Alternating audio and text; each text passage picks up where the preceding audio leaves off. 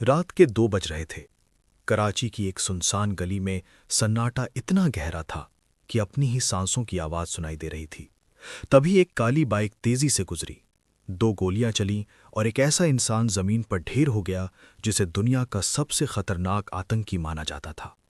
अगले दिन अखबारों में सिर्फ एक छोटी सी हेडलाइन थी, अज्ञात हमलावरों ने एक और आतंकी को मार गिराया। लेकिन क्या ये हमलावर वाकई अज्ञात थे, या ये उस अदृश्य युद्ध का हिस्सा थे जिसकी फाइलें दिल्ली और इस्लामाबाद के सबसे सुरक्षित कमरों में आज भी बंद हैं? कहानी शुरू होती है उन फाइलों से जिन्हें दुनिया कभी नहीं देखनी चाहिए थी। पिछले कुछ सालों में सरहद के उस पार एक अजीब सा सिलसिला शुरू हुआ। एक एक करके वो चेहरे गायब होने लगे जिन्होंने भारत की जमीन पर मासूमों का खून बहाया था। कभी लाहौर की किसी मस्जिद के बाहर, कभी रावलपिंडी की किसी संकरी गली में, तो कभी कनाडा की बर्फीली सड़कों पर। हमलावर आते हैं, अपना काम करते हैं और हवा की तरह गायब हो जाते हैं। न कोई सबूत छूटता है, न कोई सुराग। दुनिया की बड़ी बड़ी एजेंसियां हैरान हैं कि आखिर ये अननोन गनमैन हैं कौन, जो बिना किसी शोर के दुश्मन को उसके घर में घुसकर खत्म कर रहे हैं। कल्पना कीजिए उस खुफिया दफ्तर की जहां रात भर लाइटें जलती हैं और मेज पर बिछी नक्शों की परतों के बीच कुछ नाम काटे जा रहे हैं। ये कोई आम मिशन नहीं है। ये एक ऐसा शतरंज का खेल है जिसमें मोहरें तो दिख रहे हैं, लेकिन उन्हें चलाने वाला हाथ अदृश्य है।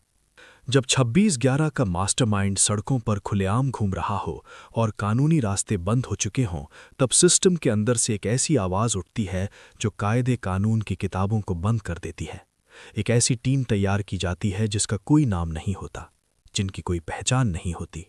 अगर वे पकड़े गए तो देश उन्हें पहचानने से इनकार कर देगा, और अगर वे कामयाब हुए तो उन्हें कभी कोई मेडल नहीं मिलेगा। इन मिशनों की बारीकियां रोंगटे खड़े कर देने वाली हैं। सोचिए, एक ऐसा शहर जहां हर मोड़ पर जासूस और पहरेदार हैं।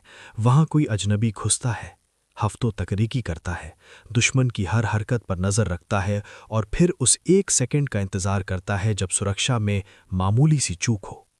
वो पल जब दुश्मन को लगता है कि वो सबसे सुरक्षित है, वही उसकी जिंदगी का आखिरी पल बन जाता है। ये हमलावर कोई सुपर हीरो नहीं है। ये वो लोग हैं जो शायद आपके बगल से गुजर जाएं और आपको पता भी ना चले। उनकी ताकत उनकी बंदूक नहीं, बल्कि उनकी चुप्पी है। लेकिन जैसे जैसे ये घटनाएं बढ़ती गईं, दुनिया के दबाव और कूटनीतिक गलियारों में हलचल तेज हो गई। CIA और MI6 जैसी एजेंसियां अपने सैटेलाइट्स और डेटाबेस खंगालने लगीं। क्या ये वाकई भारत की नई और आक्रामक रणनीति है?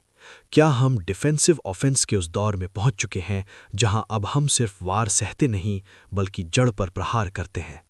फाइलों में दर्ज कुछ ऐसी गवाहियां हैं जो इशारा करती हैं कि इन ऑपरेशंस के लिए विदेशों में बैठे उन लोगों का इस्तेमाल किया गया जो खुद गुमनाम रहना चाहते थे। पैसों का लेन देन, डार्क वेब पर हुई बातचीत और एन्क्रिप्टेड मैसेज, सब कुछ एक ऐसे जाल की तरफ इशारा करते हैं जो इतना उलझा हुआ है कि उसे सुलझाना नामुमकिन है। तनाव तब और बढ़ जाता है जब इन हत्याओं के बाद पड़ोसी देश की सरकारें बौखला जाती हैं। वे सबूत ढूंढने की कोशिश करते हैं, लेकिन उन्हें मिलता है सिर्फ खाली खोखा और नाकामयाबी। ये एक ऐसा मनोवैज्ञानिक युद्ध है जिसने दुश्मन के मन में खौफ पैदा कर दिया है। अब वो अपने ही साये से डरने लगे हैं। उन्हें नहीं पता कि अगला नंबर किसका है और वो अज्ञात चेहरा कद उनके सामने आ खड़ा होगा। ये लड़ाई अब सिर्फ हथियारों की नहीं रह गई है। ये लड़ाई उस यकीन की है कि अब कोई भी गुनहगार कहीं भी सुरक्षित नहीं है। जैसे जैसे हम इस राज की गहराई में जाते हैं, एक बड़ा सवाल सामने आता है। क्या शांति बनाए रखने के लिए खून बहाना जरूरी है? क्या एक लोकतांत्रिक देश को अपनी रक्षा के लिए उन रास्तों को चुनना चाहिए जो कानून की नज़रों में धुंधले हैं? हर रात जब कोई नई खबर आती है कि एक और आतंकी मारा गया, तो एक तरफ राहत महसूस होती है और दूसरी तरफ एक गहरा सस्पेंस कि क्या हम एक ऐसे नए दौर में कदम रख चुके हैं जहां न्याय अदालतों में नहीं, बल्कि अंधेरी गलियों में होता है। इस कहानी का कोई अंत नहीं है, क्योंकि ये फाइलें अभी भी लिखी जा रही हैं। हो सकता है कि अभी इसी वक्त किसी अनजान शहर के किसी छोटे से कमरे में एक नया नक्शा बिछाया जा रहा हो और किसी नए नाम पर लाल घेरा बनाया जा रहा हो।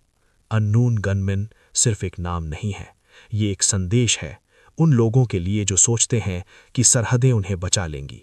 असली हकीकत क्या है, ये शायद हमें कभी पता न चले, लेकिन एक बात तय है, कि इतिहास के पन्नों में ये दौर खामोश इंतकाम के नाम से जाना जाएगा।